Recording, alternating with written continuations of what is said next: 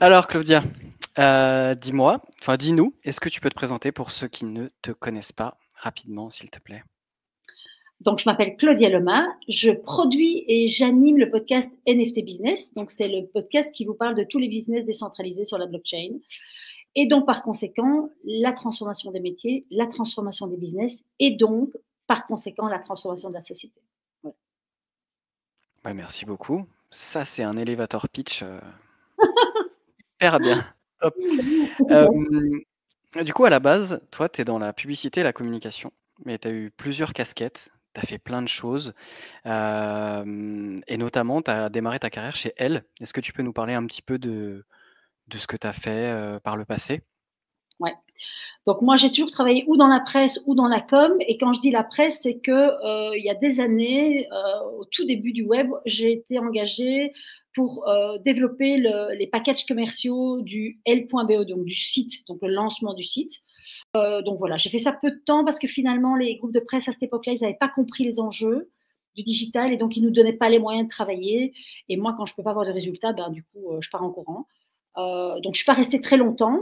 Après, je suis passée de l'autre côté, dans des agences de presse, où là, du coup, bah, j'étais l'intermédiaire entre des clients qui voulaient communiquer et les journalistes qui, elles, recevaient nos dossiers de presse, traitaient l'information, la jugeaient intéressante ou pas et faisaient des retours. Donc, j'ai fait ça pendant des années, en agence, jusqu'au jour où j'ai lancé ma propre agence, qui s'appelait donc Claudia Loma Agency, voilà, qui était une agence typiquement une agence de presse. D'accord, donc en premier, tu as fait ça pendant 7 ans, l'agence de presse pour quelqu'un, et puis après, tu t'es lancé à ton compte pendant 5 ans. C'est ça à peu près? Oui. Moi, ma vie, elle est faite de cycles. C'est toujours plus ou moins une moyenne de 6 ans. Donc, tous les 6 ans, soit je rencontre quelqu'un qui me... J'aime bien l'idée que la vie, c'est un chemin. Tu vois, tu te balades dans la forêt, tu rencontres quelqu'un, et puis paf, tu pars à gauche, tu pars à droite. Mais moi, tous les 6 ans, j'ai rencontré quelqu'un dans ma vie professionnelle qui a été un élément, un point de bascule. Soit tous les 6 ans, il se passe quelque chose et je me dis, ouais, il y a un truc qui se passe, il faut que je me remette en question, il faut que je comprenne ce qui se passe, il y a des choses qui bougent, je ne maîtrise plus le truc à 100%, et donc je me remets en apprentissage, et ça, c'est le fil conducteur, c'est chaque fois que je perds le sentiment de la maîtrise, je me dis, je ne comprends pas à 100%, je repars et j'étudie, je repars et je me forme, et donc ça a été tout au long de ma carrière, et c'est maintenant, en étant plus âgée, que je me dis, ah oui, mais donc c'était pas qu'une fois, c'était plusieurs fois, donc c'est vraiment un truc qui est important chez moi, de comprendre où je vais. C'est vraiment ça. Expérience? Ouais, exact. Alors là aussi, c'est des cycles dans ma vie. C'est-à-dire qu'en fait, il y a des gens qui ont une vie linéaire. Alors moi, c'est tout sauf linéaire. Donc il y a des moments dans ma vie où je suis indépendante. Et puis, je rencontre quelqu'un qui veut m'engager. Je trouve que c'est chouette. Ok, j'accepte. Et puis, il se passe quelque chose. Et toujours dans des cycles 5, 6, 7 ans. Et donc, parce que j'ai une grande croyance qui est qu'en fait, c'est pas le statut qui fait le job. Parfois, tu peux avoir un super job et ben, le paramètre, c'est que tu dois être employé. Et même si tu es une indépendante dans l'âme, ok, il y a toujours une part de renoncement. Bon, ben, j'accepte. Mais il faut toujours qu'il y ait quelque chose qui envahit la chandelle. Et donc, pour moi, c'est pas le statut qui fait la mission. La mission, l'ampleur, la grandeur de la mission, elle est ailleurs. Et donc, oui, parfois, j'ai accepté d'être employée. Alors, c'est pas pour ça que j'étais spécialement heureuse d'être employée, parce que j'ai toujours eu beaucoup de mal avec la structure, même si, en acquérissant de la structure, de l'organisation, du process, euh, ça m'a aidé à développer mes business. Donc, ce qui était une faiblesse au départ, que j'ai dû acquérir par la force, devient quelque chose de spontané que j'utilise pour développer des choses. Donc, je dirais que pour moi, la vie, c'est pas linéaire. Donc, oui, je suis passée du statut d'employée au statut d'indépendante, au statut de start-upeuse. Voilà. Et ma vie n'est pas finie. Donc, peut-être que demain, je serai employée, je sais pas moi, je sais pas, je me laisse les portes ouvertes. Ça a été quoi le principal challenge que tu as dû relever quand tu étais freelance? Au début de ton activité de freelance, parce qu'on va le voir après, tu es aujourd'hui freelance, mais surtout start-upeuse.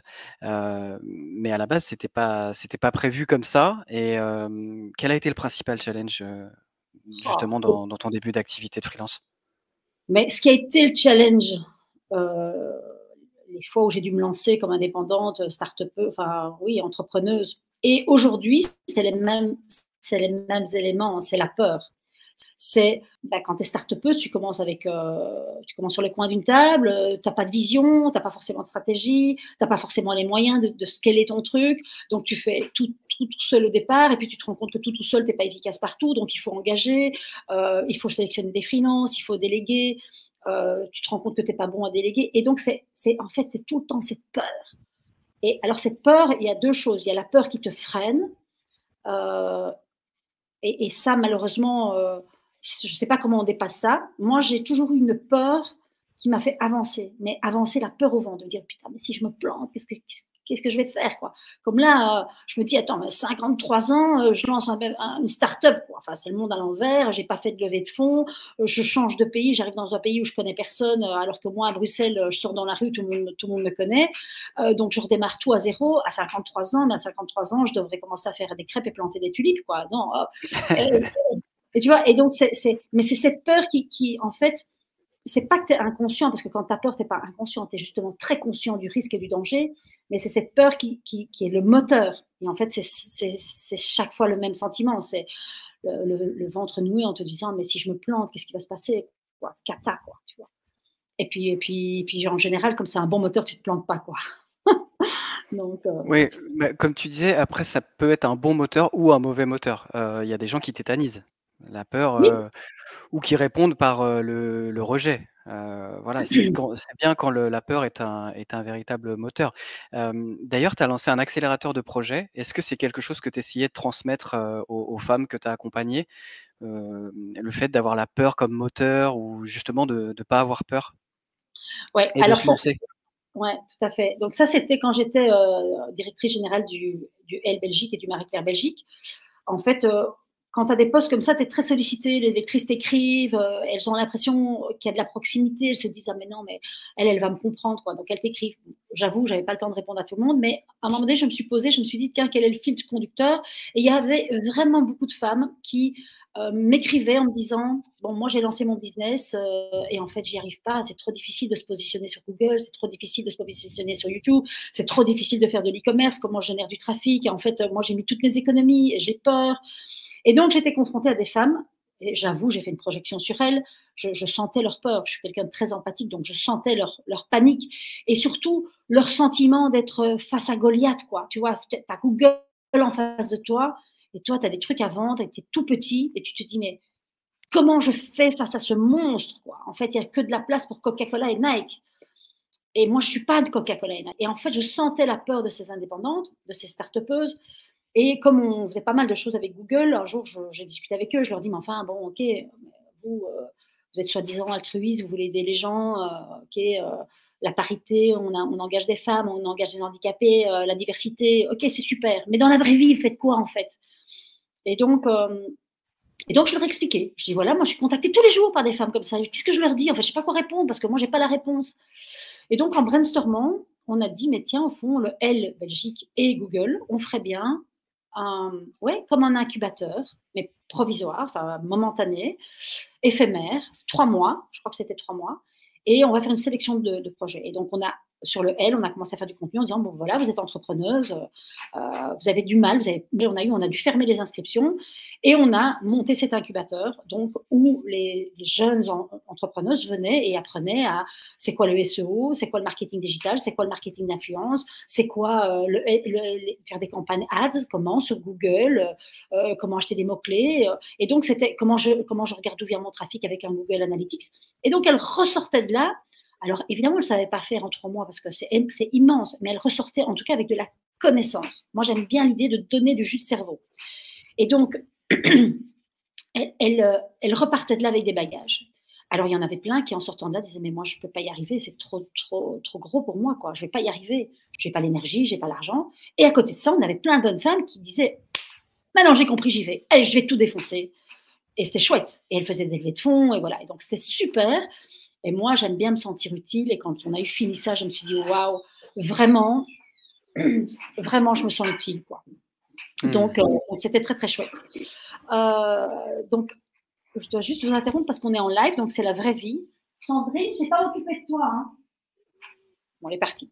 Donc voilà, oui, on a monté cet incubateur et c'est des trucs que j'adore faire parce que c'est de la transmission, mais c'est aussi une partie de don de soi. C'est je donne mon temps pour que les autres puissent se développer, quoi.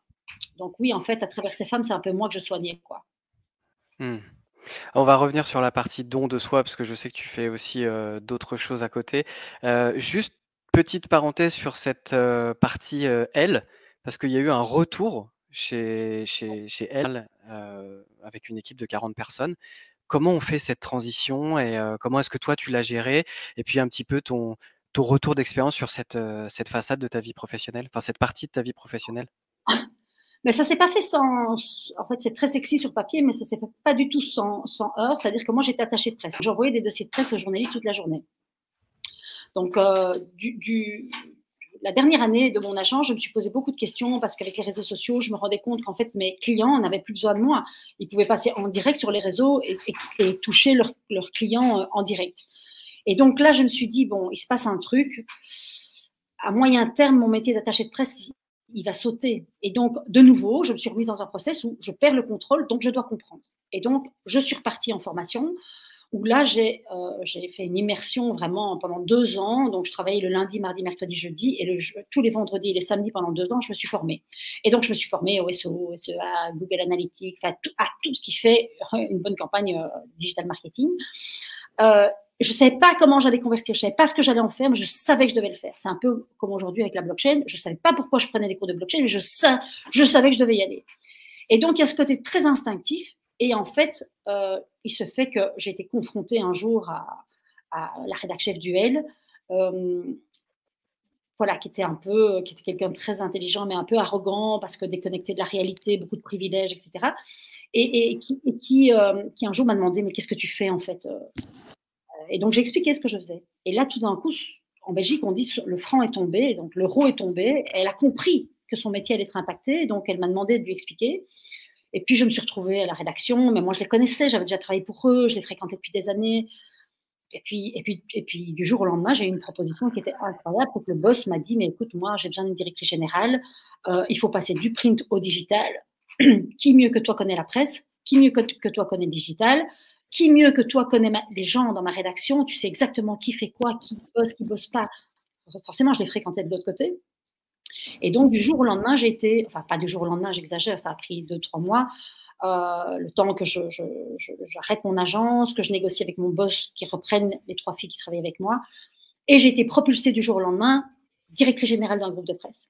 Mais vous imaginez bien que j'ai été confrontée à des terribles frustrations et des terribles peurs, parce que les gens se disaient, mais attends, comment elle fait? Hier, elle nous envoie un dossier de presse et aujourd'hui, elle va me dire comment je dois travailler. Il y a un truc qui ne marche pas, quoi. Donc, ouais, c'était une mission de dingue, mais humainement très, très, très, très, très compliquée. Et donc, là, j'ai dû beaucoup me faire coacher. Et le coaching, c'est aussi une forme d'apprentissage, parce qu'on apprend plus sur autre chose que soi, et on apprend sur soi, et on apprend à connaître ses limites, le fonctionnement des autres, le fonctionnement du cerveau, pourquoi les gens réagissent comme ça, quand ils sont plongés dans la peur, comment les aborder. Ils sont tous différents, ils ont toutes des histoires différentes. Et donc là, ouais, formidable école de la vie sur les autres et sur moi-même. Du coup, après avoir fait un peu le tour du salariat, tu es reparti en freelance. C'est important pour toi cette liberté que t'apporte, le solopreneur ou la start-up, le freelance? Enfin, maintenant, on le verra, tu es un associé. Mais, ouais, cette idée de liberté, c'est important pour toi? Alors oui, ça dépend ce qu'on met derrière le mot liberté. Donc moi, je considère être un être libre, vouloir être un être libre. En revanche, qu'est-ce que c'est la liberté? Pour moi, la liberté, c'est avoir la capacité de choisir, ce qui n'est pas toujours facile. Pour moi, la liberté, c'est comprendre où je vais, comprendre le monde dans lequel on vit, comprendre quel est mon rôle. Et donc, je rebondis sur, pour moi, être libre, c'est avoir du sens dans ce que je fais. Donc, c'est du sens. Je dois avoir le sentiment de servir à quelque chose et je dois avoir le sentiment de ne pas servir qu'à moi-même, en fait. Donc, la Claudia altruiste qui est là depuis toujours, elle ressort toujours dans ce que je fais, en fait. Et elle ressort de différentes façons. Et donc, je pense qu'en fait, on ne se change pas, qu'on ne fait que renforcer qui on est sous différentes formes. Donc oui, je suis un être libre parce que je laisse de la place à ma créativité, à mon altruisme, ma capacité à transmettre et à partager. Voilà. Si je faisais un boulot chiant, je me sentirais pas libre, effectivement. Ok. Event for Biz à l'UCL. C'est quoi ton meilleur souvenir de conférencière? Alors, j'ai un souvenir de dingue. Ah oui, je l'avais oublié, celui-là, mais ça me revient maintenant. Donc, je suis chez Lagardère à Paris, parce que comme j'opérais la transformation du groupe, je devais faire valider mes process par eux, enfin pas mes process, mais ma stratégie en fait par eux. Et donc, régulièrement, j'étais amenée chez Lagardère à discuter avec les responsables du titre L. Et un jour, donc moi, je m'emballe toujours quand je parle, et comme je suis une Italienne, je parle avec les mains et tout, et j'y mets beaucoup d'énergie. Et donc, j'ai une fille qui tyrannise tout le monde, qui s'appelle Valéria, je ne donnerai pas son nom de famille, qui me dit, mais Claudia, mais en fait, ce que tu racontes, c'est passionnant, quoi. En fait, tu dois venir expliquer ça. Tous les 2 ans, on fait un colloque international avec tous les L du monde, donc tous les directeurs généraux, tous les directeurs marketing, tous les top management du L à l'international. Il faut que tu viennes expliquer ça. Et donc, moi, dans mon exaltation, je dis, ouais, super, je viens. En me disant, à aucun moment donné, je me dis, c'est en anglais. Et moi, je parle anglais seulement quand je suis saoule, en fait. Donc, je ne parle pas anglais. Alors que je comprends, mais je ne parle pas. Et donc, ça n'a jamais été un handicap parce que finalement, j'ai toujours tiré un peu, j'ai toujours passé entre les mailles du filet. Et donc, 3 semaines avant, je commence à recevoir les mails, etc. Et je vois que tout est en anglais. Donc, j'appelle Valéria. Je dis Valéria, on est bien d'accord, moi, je parle en français et il translate, quoi. Et elle me dit, mais non, pas du tout, Claudia, c'est en anglais. Je ne viens pas, je ne parle pas anglais. Elle me dit, Claudia, dans 3 semaines, tu parles anglais et tout ce que tu m'as raconté, tu vas le faire en anglais et il y a 700 personnes dans la salle. Oh, je me dis, Wow. il y a 700 personnes dans la salle du monde entier, tout le top management des aides et tout. Je me dis, non, mais c'est pas possible, quoi. Donc, je regarde Benjamin, je perds, en instantané, je perds 1,5 kg. Je suis tétanisée. Et donc, j'appelle Berlitz. Bonjour Berlitz, Claudia Lema. Et j'explique ma situation. Et donc là, j'ai pris 2 heures de Berlitz, quasiment 5 fois par semaine. Donc, après mes journées de travail, j'avais quelqu'un qui venait de chez Berlitz, qui m'a aidé à structurer ma pensée, ce que j'avais à dire. Parce que moi, en français, je n'ai pas besoin de structurer ma pensée, je suis dans ma zone de confort total, je sais ce que je raconte.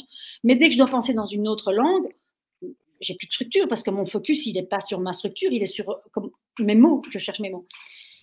Et donc, je crois que j'ai perdu 3 kilos en 3 semaines. Je ne bouffais pas, enfin vraiment, j'étais tétanisée. Et je suis arrivée sur scène et je leur ai dit, désolée pour mon anglais, il est meilleur quand je bois du champagne, mais là, il est 9 h du matin, je n'ai pas bu de champagne, donc je vais avoir l'anglais. Donc la salle a rigolé. Et une salle qui rigole, c'est une salle qui est plus tolérante. Et j'ai déroulé mon truc dans un anglais, mais vraiment mauvais, mais tout le monde a compris. Et je suis sortie de là, les gens se sont levés, ils ont applaudi. Et je me suis dit, non, mais c'est pas moi qui applaudissent. Je me suis retournée. Mais c'est pas possible, quoi. Comment j'ai fait ça, en fait? Et je suis sortie de là, je ne parlais plus un mot d'anglais. Je suis sortie de là, je ne parlais plus un mot d'anglais. Donc, j'ai fait le truc en mode robot, quoi. C'était incroyable. Comme quoi, rien Génial. n'est impossible, quoi. Vraiment, c'est Ah ça. oui, oui, complètement. Ah, c'est dingue ça. Incroyable. Mais du coup, il y a quelque chose qui m'a «interpellé» entre guillemets quand je faisais mes recherches pour préparer cette interview. J'ai remarqué que tu t'étais formé tout au long de ta carrière professionnelle, notamment à la blockchain, chez Alira. Tu es diplômé maintenant de l'école Alira depuis un peu plus d'1 an. C'est quelque chose qui a toujours été important pour toi de se former tout au long de la vie pro? Ouais. Alors, j'ai un peu réfléchi entre aujourd'hui et notre dernière conversation. Je me suis dit, tiens, fou, mais pourquoi ça? En fait, il faut savoir que moi, mes grands-parents, c'est les premières générations d'immigrés italiens. Donc, ils ont quitté un pays. Ils sont arrivés donc en Belgique en ne comprenant pas la langue. Et donc, je pense qu'en fait, on y croit, on n'y croit pas. On va peut-être me prendre pour une dingue, mais moi, je crois que c'est ça. Je crois qu'en fait, je porte en moi le traumatisme de l'incompréhension. Donc, je crois que mes grands-parents, ils ont été traumatisés d'arriver dans un pays qui avait pas les mêmes codes, pas la même langue, pas les mêmes modes de fonctionnement, et que donc ils étaient perdus, alors qu'ils avaient un job et que voilà. Mais je crois qu'ils étaient perdus parce que voilà, moi je suis 3e génération d'immigrés. Et donc merci à mon grand-père d'avoir quitté l'Italie pour une vie meilleure parce que sans lui je serais pas là. mais je crois que je porte en moi son histoire, qui est, j'ai peur, je comprends pas en fait. Et donc moi, dès que je comprends pas, je dis mais non, pas à moi quoi. Et j'y vais et je vais chercher l'information. Et donc je me mets en apprentissage. Et donc plutôt que d'aller boire des apéros avec mes copines, parce que ça c'est la réalité, c'est que je suis sur Instagram, je vois mes copines qui ont organisé des apéros, et moi je suis en cours du soir d'anglais ou en cours du soir de SEO quoi, tu vois. Et je suis frustrée et je suis triste. Et je me dis merde en fait. Ma vie est moche, moi j'ai jamais le temps d'aller boire des apéros et tout. Et en fait, non, tu as la vie que tu choisis, c'est ton choix, c'est mon choix. Et au final, ça me sert, quoi. Et donc, oui, moi, j'ai besoin de comprendre où je vais, le monde dans lequel je vis et surtout le monde dans lequel je vais vivre. Parce qu'à 6 ans, quand j'ai voulu comprendre le digital, c'est parce que je sentais que je n'allais pas comprendre le monde dans lequel j'allais vivre. Et effectivement, en 6 ans, le monde est transformé. Et donc, c'est la même chose aujourd'hui, c'est, mais attends, ça bouge là, il y a un truc qui se passe. C'est quoi ce truc? Moi, je veux comprendre. Et comment on va être impacté, quoi. Et quand j'ai compris, je transmets. Et en fait, c'est le fil conducteur de toute ma vie. Donc, je me dis, maintenant, je dois assumer qui je suis. Voilà, c'est ma mission, quoi. Comprendre et transmettre. Oh, je me fâche. Incroyable. Non, mais c'est génial. Vraiment, moi, j'ai rarement vu, autant de passion, chez un de mes enfin, une du coup, de mes interviewés. Hem et donc, bah, c'est comme ça ta rencontre avec la blockchain, en fait. C'est via ta formation. C'est comme ça que tu mets les mains dans le cambouis, pendant ta formation Ouais. et que tu as décidé de lancer le podcast. Alors, je vais volontairement m'afficher devant nos devant nos spectateurs, sachant que je ne savais pas que Claudia et Benjamin Boutin-Spark donc, son associé et mari, donc je ne savais pas qu'ils étaient mariés. Donc, moi, je suis un peu tombé des nues quand j'ai fait, la pré-interview, parce qu'on fait toujours des pré-interviews avec les invités. Et voilà, raconte-nous un petit peu, du coup, comment est venue l'idée du podcast? Comment est-ce que, cette suggestion, en fait, de la part de Benjamin de te lancer dans la blockchain pour comprendre, encore une fois, le monde de demain, le monde qui arrive, comment est-ce que tu as fait de cette suggestion, de cette idée, un véritable business? Ok, donc Benjamin est artiste peintre et il a un agent qui un jour lui dit je voudrais que tu produises des NFT, j'ai des demandes. Benjamin dit NF quoi? Je ne comprends pas. Bref, il a cherché à comprendre, c'est vraiment ça, il a cherché à comprendre et en fait, il a commencé à en faire, mais il a commencé à en faire sans vraiment y croire. Et puis, en quelques semaines, il s'est retrouvé top seller sur Rarible. Il a dit attends, puis il a dû réceptionner de la crypto. Ok, de la crypto, mais pour nous, la crypto, c'était tellement loin, tu vois, c'était une autre planète, quoi. Et donc, il a fallu aussi comprendre, OK, ma crypto, je la touche où? Sur mon compte en banque? Comment? Ah oui, non, OK. Ah, il faut un wallet. Ah, mais c'est quoi un wallet? Et comment ça fonctionne? Ah, et la sécurité. Et donc, il s'est mis en questionnement. Et donc, il a commencé à apprendre comme ça, voilà, dans son atelier, il écoutait des youtubeurs et il prenait de l'info. Et puis, à un moment donné, il a commencé à vendre beaucoup de NFT. Donc, à un moment donné, il s'est dit, tiens, c'est quand même très stimulant parce qu'en fait, je travaille, ça impacte ma façon de travailler. Avant, je suis dans un atelier, il fait froid, je dois acheter de la peinture, et là, tout d'un coup, je suis derrière mon ordi. Donc, c'est un métier qui change. Mon métier change. Et donc, lui aussi, il a voulu comprendre. Et comme, évidemment, moi, au quotidien, je le challenge en lui disant, oui, mais attends, et donc ça veut dire quoi? Que tu as pu peindre? Oui, mais donc, et quoi? Et est-ce que c'est un effet de mode? Qu'est-ce qu'il y a derrière? Et donc, évidemment, comme on est marié, ben, on n'arrête jamais de parler. Et donc, ce qu'on fait la journée, on le prolonge le soir, et donc, ça devient un vrai questionnement de vie. Et donc, nous, on avait quitté Bruxelles pour s'installer dans le sud de la France. On a racheté une maison de famille qu'on a retapée. Voilà. Et donc, j'ai dit, mais plus jamais de ma vie, je fais un PowerPoint. Donc, c'était sortie de Covid, deuxième confinement. Quoi. Plus jamais je fais un PowerPoint de ma vie. Je veux du sang, j'en ai marre. Maintenant, je veux planter des tomates. Quoi. Et je suis devenue, grâce à YouTube, une spécialiste pour planter les tomates. Vous pouvez me demander tout ce que vous voulez. Mais bon, quand tu as planté tes tomates une fois, deux fois, trois fois, après, tu te dis, bon, qu'est-ce que je vais faire de ma vie? Et donc là, Benjamin voyait que j'étais pas bien, je me posais des questions. Puis moi, je suis un être de lien, je suis un border collie, quoi. Donc moi, je rassemble les gens, on avance, on fait des trucs ensemble. Et là, dans mon petit village de 300 habitants où il n'y a même pas une boulangerie, un peu difficile de faire le border collie, quoi. Donc, il voyait que je n'étais pas très bien. Il me dit, mais Claudia, toi qui adores toujours la technologie, tu as toujours une longueur d'avance, pourquoi tu ne suis pas, moi je vais m'inscrire en finance décentralisée chez Alira, il y a un cursus consultant blockchain. Donc, je me suis inscrite, c'est un cursus de 12 semaines, ça a changé ma vie. Vraiment, si vous hésitez, il faut le faire. Par contre, en revanche, en France on dit en revanche, ce qui est très intéressant, c'est que moi, c'était 12 semaines d'enfer parce que c'était des cours qui étaient donnés par des développeurs. Mais des développeurs qui parlent à une fille comme moi, qui a un cerveau comme une balle magique, ça ne marche pas. Cognitivement, il y a un truc qui ne marche pas. Et donc, pendant 12 semaines, je leur ai dit, OK, mais à quoi ça sert tout ça? Et eux, ils ne comprenaient pas parce que eux, c'est des développeurs, ils ne veulent pas savoir à quoi ça sert, ils veulent faire. Et donc, il y avait une dualité où je me suis dit, mais en fait, c'est chouette la technologie, mais de nouveau, quoi, qu'est-ce qu'on fait de ce truc, quoi? Et donc, quand j'ai fini mon cursus, Benjamin, lui, il avait un podcast qui s'appelle L'art du NFT, qui fonctionnait super bien. Il parlait de justement tout le milieu de la culture. Mais moi, la culture, je vis avec un artiste, j'en ai assez, je ne vais pas parler de culture, ça ne m'intéresse pas, ça m'ennuie. Et donc, je lui dis, mais il n'y a pas de podcast en français B2B, il n'y a pas de podcast qui parle des enjeux du business et d'ailleurs des enjeux de la société, si on en faisait un. Et donc, on a commencé le podcast sur un petit coin, un petit bout de table, genre comme des gros touristes, quoi. Et en fait, sans peur aussi, c'est ça que je veux dire, sans peur, parce qu'il n'y avait pas d'enjeu. Et en 3 semaines, 1 mois, je n'ai même pas pensé aller voir mes analytics, moi, parce que je me suis dit, bon, personne nous écoute. En fait, on fait ça pour nous, on veut rencontrer des gens, on veut comprendre. Et en fait, au bout d'un mois, j'ai été voir mes analytics et là, je me suis dit, oula, il se passe un truc. On est passé de 0 à 5 000 écoutes, je crois, en 4 semaines. Et je me suis dit, enfin, c'est dingue, en fait, c'est quoi ce truc? Et aussi, donc, succès au niveau des auditeurs, qui était vraiment un gros signal fort, alors qu'on n'était personne et qu'on sortait de nulle part. Et de l'autre côté, signal fort, ben, les gens qu'on voulait inviter, les meilleurs, les experts, ils nous étaient tous suivis. On s'est dit, mais c'est dingue, en fait. Il y a vraiment une place à prendre. Et donc, évidemment, 1 an plus tard, aujourd'hui, on a processé le business, on a organisé, on a mis en place des formations. Le podcast, ça n'est qu'une facette de l'iceberg parce qu'on donne beaucoup de formations en entreprise. Et donc, voilà. Donc, oui. Donc, le podcast est né comme ça, sur le coin d'une table. C'est génial. Franchement, c'est trop bien. Tu as une petite anecdote de podcast à nous raconter? Ben, en fait, j'en ai une, mais qui est valable pour plein d'autres invités.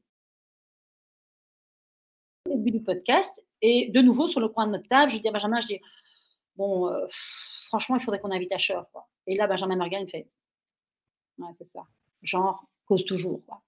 Je dis, au pire, il me dit non, au pire, il me répond pas, quoi. Au pire, il me prend pour une folle. Et donc, j'envoie un message à Asher, et je lui dis, bon, ben voilà, on démarre un podcast, vous êtes le point de départ de la compréhension. En fait, les gens, ce qu'ils font, c'est ils vont sur Google, ils vont sur YouTube. Sur YouTube, ils sont sur Asher. C'est le process, quoi. Et donc, je lui explique une touche d'humour. Et dans la seconde, il me répond, OK, je suis votre homme. Et donc, je dis à Benjamin, il a dit oui. Et Benjamin dit, c'est pas possible, comment t'as fait tout?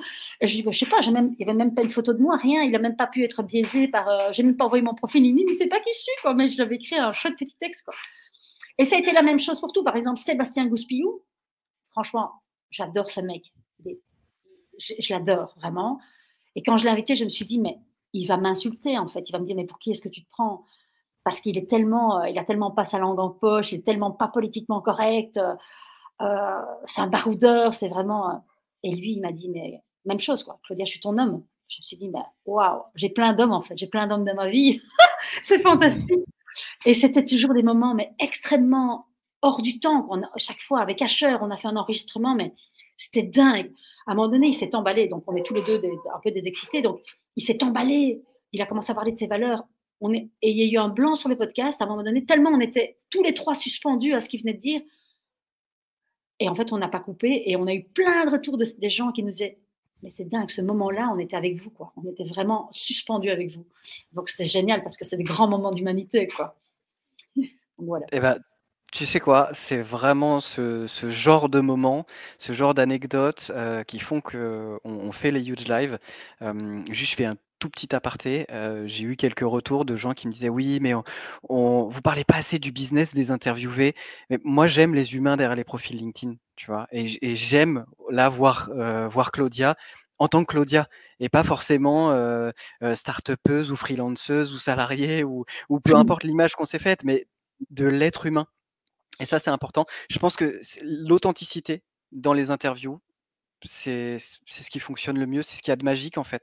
Ce moment où on est ensemble et on n'est pas là pour vendre quoi que ce soit. On est juste là pour passer un bon moment, certes comprendre ce que tu fais comme business, qui tu es, d'où tu viens, mais aussi découvrir la personne. Oui, Je et puis ferme la c'est aussi parenthèse. important. C'est trop sympa. Mais c'est important aussi parce que, par exemple, si je prends le business des formations qu'on a développé, donc nous, on donne beaucoup de formations en physique enfin, on aime bien être en physique parce qu'on considère que les gens, par Zoom, ils déconnectent très vite quand c'est pas leur matière. Et donc, par exemple, on a fait Deloitte, top management de 19 pays, hors France, mais 19 pays sud-est, et la Belgique. Eh bien, pourquoi ils nous ont choisis, nous? Mais pas parce qu'on connaît bien la blockchain, il y a des gens qui connaissent bien mieux la blockchain que nous. Ils nous ont pris parce qu'on est nous, parce qu'ils ont eu un fit avec nous, mais aussi parce qu'ils ont compris qu'on n'aurait pas un discours de crypto native et de blockchain native, qu'on allait arriver avec nos compétences Web 2. Donc moi, j'avais été consultante en entreprise, j'avais fait des PowerPoint dans tous les sens. Donc je connais les enjeux des entreprises. Je sais qu'ils ne vont pas aller dans le Web 3 s'il n'y a pas un enjeu soit de pérennité de la marque, soit un enjeu business derrière. Donc, venir expliquer la blockchain sans expliquer en quoi ça les concerne, en quoi ils vont être impactés, quelles sont leurs cibles, comment ils se positionnent à 5 ans, et tous les enjeux Web 2 finalement. Et c'est là qu'on fait la différence. Et c'est pour rebondir avec ce que tu dis. Et là, c'est notre côté humain, c'est tout ce qu'on a acquis en tant qu'être humain comme compétences en hard skill, mais aussi en soft skill. Le côté empathique. Moi, quand j'arrive en entreprise, je suis comme un animal. Je comprends tout de suite où est la faille, où est la peur, où est je sais tout de suite ce que je dois prendre dans ma formation et où je dois appuyer parce que je comprends quelle est sa problématique. Et ça, si je ne suis pas quelqu'un d'empathique, je déroule ma formation et c'est la même pour tout le monde. Et donc, qu'est-ce qui fait un bon formateur? Mais c'est aussi les soft skills. Et les soft skills, tu les acquiers tout au long d'une vie. Et ce qui était une faiblesse en début d'une vie peut devenir une énorme force en fin de vie. Enfin, moi, je ne considère pas être en fin de vie, mais plus tard, quoi, tu vois. Donc, c'est important qui on est. C'est bien sûr que c'est important. Je suis tout à fait d'accord. Vraiment, je bois tes paroles. Tu nous disais que le podcast c'était la partie émergée de l'iceberg. Il y a aussi le site nftbusiness.tech et donc vous avez des formations en entreprise principalement d'ailleurs. Mais est-ce que vous avez une volonté d'ouvrir les formations aux particuliers? Est-ce que c'est déjà le cas? Et puis qu'est-ce qu'il y a autour encore dans cette galaxie? Donc, en fait, nous, tu l'as compris, c'est en faisant qu'on affine et qu'on processe. Donc, au départ, on a commencé parce qu'on a eu des demandes de formation. Ce n'est pas des formations. J'aime pas le mot formation. C'est de l'acculturation. Donc, nous, on arrive avant les consultants. On ouvre les chakras. OK. Qu'est-ce que c'est? Pourquoi? C'est quoi le risque d'y aller? C'est quoi le risque si vous n'y allez pas? C'est quoi les enjeux pour votre business? C'est quoi les enjeux pour la société? À aucun moment donné, on parle de technique. Et donc, vraiment, on leur brosse un portrait très, très large de ce que c'est le Web 3. Ils sortent de là, ils ont pris une claque parce qu'ils se disent ah ben moi, je pensais que c'était que des petits singes et que le Bitcoin. Donc là, on a ouvert les chakras. Donc ça, c'est acculturation. Et en général, on fait l'acculturation, on commence toujours par le top management. Et puis en général, on a plein de cas, ça, où top management, et puis ils nous disent ah non, mais OK, N-1. Et puis, plus il y a de la connaissance en interne, plus ils nous disent ah oui, mais attends, mais moi, mes livreurs, là, si je veux améliorer ma supply chain, ils vont devoir comprendre. Donc, je ne peux pas les mettre au pied du mur. Donc, on va les former aussi. Et donc, on se retrouve avec des boîtes où on a formé le top management et puis, hop, tous les niveaux. Et ça, c'est incroyable parce que du coup, on doit adapter notre discours parce qu'évidemment, tu ne parles pas de la même façon à une responsable de boutique ou un livreur qu'à un head of data ou un financier ou un top management. Donc, c'est la même formation, mais avec des formes différentes. Donc, des exemples différents. Donc, ça, on a commencé par ça.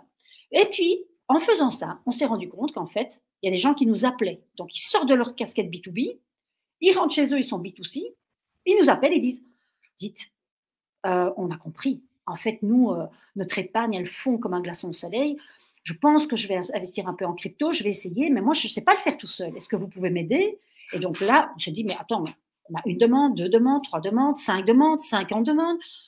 On n'a pas de formation, donc maintenant, on a fait une formation wallet. Donc, on apprend aux gens qui sont donc des B2C à faire, on fait des ateliers, hein, c'est par 5, 10, 15 personnes, pas trop, parce que sinon, on ne sait pas s'occuper de tout le monde, mais donc, on leur apprend à faire le wallet, on leur apprend à acheter leur premier crypto, leur premier NFT, on leur apprend à sécuriser, on leur apprend la différence, parce qu'on s'est rendu compte que les gens qui ne sont, alors, pas nous, évidemment, mais le lambda, qui est Head of Data chez AXA, tout d'un coup, il comprend que le Web3, c'est beaucoup plus que des petits singes et du Bitcoin. Il se dit, OK, je vais y aller, je vais faire un test, je vais essayer.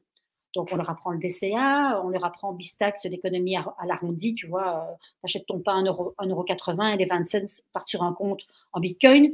Donc, on leur donne tous les petits trucs où tu peux mettre un pied dedans sans trop prendre de risques. Et on leur explique le wallet. Et donc, on les accompagne là-dedans. C'est un workshop d'1 heure et demie. Et donc, on s'est dit, bon, ben ça, on l'a fait en physique. Maintenant, on se dit, attends, mais en physique, c'est chouette, mais en physique, tu peux faire que 15 personnes. Donc, on est en train de travailler avec une agence qui nous aide à processer tout ça pour faire un funnel de vente, le faire en digital, faire des campagnes de ads, etc. Ça. Et puis, on s'est rendu compte aussi, en entreprise, par exemple, on a formé Estée Lauder, 40 bonnes femmes. Évidemment, 40 mamans. Donc là, j'ai 3 filles sur cet été donc, qui m'ont appelé en me disant, Claudia, mais attends, tu nous as parlé des générations Z et des générations alpha, mais nous, on est maman. Mais dans quel monde nos enfants vont vivre? On n'est même pas au courant de ce qu'ils font. Et on s'est rendu compte, quand tu as expliqué ça, qu'en fait, nos enfants, ils sont déjà dedans.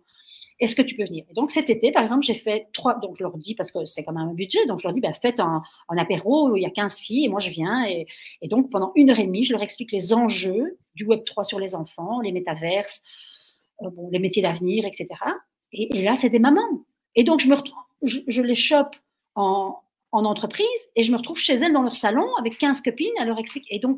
Et c'est là qu'on se rend compte qu'en fait, le Web3, ce n'est pas que le cours de la crypto, ce n'est pas que FTX, c'est tellement plus grand que ça. C'est vous, demain, comment vous allez vivre, vos enfants, qu'est-ce qu'ils vont faire derrière les écrans sans vous si vous n'avez pas compris ce qui se passait? Vous allez leur donner votre carte de crédit, leur lâcher la main, ils vont partir de l'autre côté des écrans et vous n'allez pas savoir ce qui se passe. Vous devez comprendre. Et donc là, je fais le lien, compréhension, transmission. B2B, B2C. Quoi. Donc voilà. Donc ça, c'est la partie cachée parce que je me rends compte qu'on n'en parle jamais de ça. On devrait beaucoup plus communiquer là-dessus. Je suis tout à fait d'accord. C'est vrai que après, on va pas jeter la pierre aux médias traditionnels parce qu'il faut bien qu'ils travaillent et qu'ils vivent. Mais on a toujours tendance à mettre en avant justement les BYC, là, les Bored Ape, les CryptoPunk, à faire un peu les choux gras de, de ces images souvent trop chères, beaucoup trop chères, même avec des prix exorbitants. Mais c'est pas ça les NFT entre guillemets. Il y a tellement d'autres usages. Je vois des gens comme, Ariani par exemple. Tu parlais de la supply chain tout à l'heure.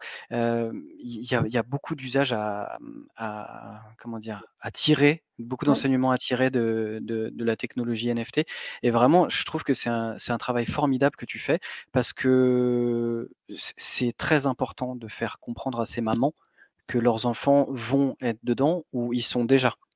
Donc, les NFT, la technologie blockchain, les cryptos feront partie de notre quotidien. Après, les gens n'ont pas forcément envie de comprendre, exactement comment ça fonctionne et c'est OK. Et c'est aussi pour ça qu'on fait, toi et moi, ce travail d'explication, de simplification, mais sans se dire non plus, expert parce qu'en technique, il y a des gens qui sont bien plus pointus que nous Bien et sûr. Mais l'idée, c'est pas notre point, en fait, tu vois? Exact, exact. Nous, on parle pas. Oui, bien sûr, on peut vous expliquer les blocs, les trucs, mais moi, c'est pas là que je puise mon énergie. Je me fatigue déjà toute seule rien que d'en parler. Donc, du coup, je suis pas passionnante. En revanche, quand je commence à parler des enjeux sur la société et donc sur les gens, alors là, parce que je me sens investie de ma mission de vie, alors je dégage de l'énergie et alors les gens m'écoutent. Et moi, j'ai un rêve et je me dis que je sais pas très loin, je pourrais le faire. C'est-à-dire, moi, j'aime pas travailler toute seule, hein, donc je lance une perche à quelqu'un qui nous écouterait. J'adorerais monter une grosse conférence en physique pour les mamans, justement, et leur dire, OK, vous ne pouvez pas lâcher la main de vos enfants derrière les écrans. Ils sont déjà bien souvent seuls parce qu'effectivement, c'est la solution de facilité pour nous tous. Mais comprenez ce qu'ils vont pouvoir faire et accompagnez-les. Et le digital ne doit pas diviser les familles, il ne doit pas les fractionner, il doit fédérer. Et comment on arrive à fédérer? Avant, on se retrouvait devant la télévision le soir et on avait maman qui disait non, non, mais regarde pas ça, c'est horrible. Mais aujourd'hui, il n'y a plus personne pour faire ça aux enfants. Ils sont tout seuls. Et comme il n'y a plus de frontières entre le monde professionnel et le monde privé, les gens travaillent le soir, sur les écrans, tout le temps. Et donc, c'est chacun ses écrans, chacun son contenu. Et donc, le digital divise, il fractionne les familles. Et en fait, moi, je dis non, en tant que parent, ce n'est pas aux enfants. Vous ne devez pas attendre que les enfants vous retrouvent dans votre vie. C'est à vous de les retrouver dans leur vie, avec les outils, avec lesquels ils vont construire leur vie, avec lesquels ils vont vivre. Et donc, c'est la démarche inverse. C'est le parent qui va vers l'enfant. Et on se retrouve avec des familles qui ne se parlent plus, alors qu'on a des enfants qui ont des choses à dire. Ils ne font pas Je que suis jouer. tout à fait d'accord. Et donc, j'adorerais faire une grosse conférence, 600 personnes dans la salle. Voilà. Eh ben écoute, je vais voir ce qu'on peut faire. On a peut-être des pistes là-dessus, mais ce serait une super idée en tout cas. Et pas forcément que des mamans ou que des papas, hein. Je parle rarement de moi, mais moi je suis papa solo, 1 semaine sur 2. J'ai une petite fille de 11 ans et c'est tout aussi important pour moi d'avoir ce temps ensemble, avec un écran ou pas, hein, d'ailleurs. On peut regarder un dessin animé tout à fait, ensemble, mais elle a son ordinateur dans sa chambre, elle est, autonome, mais je sais ce qu'elle fait et c'est pas du contrôle, c'est que je fais attention à ce que ma fille regarde, tout en étant dans le dialogue. Bref, je vais pas épiloguer là-dessus, mais c'est important de pouvoir, expliquer à son enfant Bien le sûr, monde de demain. bien sûr, bien sûr. Donc voilà, la perche est lancée. Super. Bastien, tu prêt? On passe aux huge questions? Allez, c'est parti. Tintin, tintin.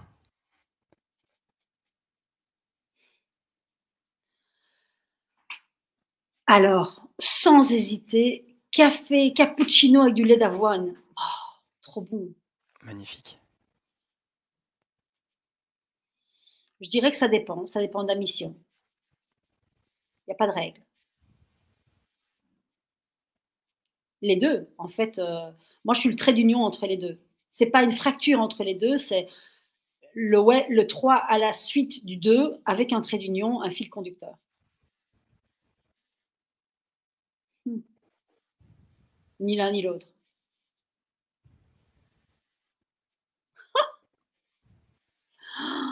Waouh, la question piège.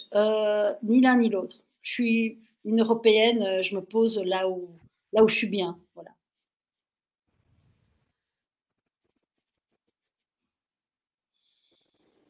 Se former et être formé, les 2.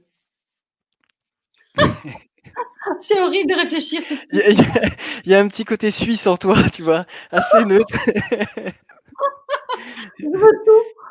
Donc Super, très chouette. super. Est-ce qu'on a des questions? J'ai vu qu'il y avait un commentaire, mais je sais pas, ah bah, voilà, on a Thomas qui nous a dit: «Incroyable cette anecdote». Est-ce que vous avez des questions, chers viewers? Alors ça, j'ai toujours pas trouvé. Est-ce qu'on dit, web aux spectateurs? Tu vois? Parce que téléspectateur, c'est pas forcément, chers viewers.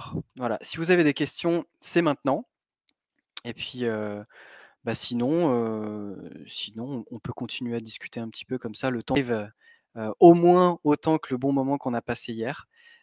C'est vraiment, voilà, tu es tu es certainement, une des femmes, à suivre de très, très près pour 2023 parce que ce que tu es en train de faire pour l'écosystème est formidable et je sais que dans ton sillage, tu entraînes aussi, beaucoup d'autres femmes.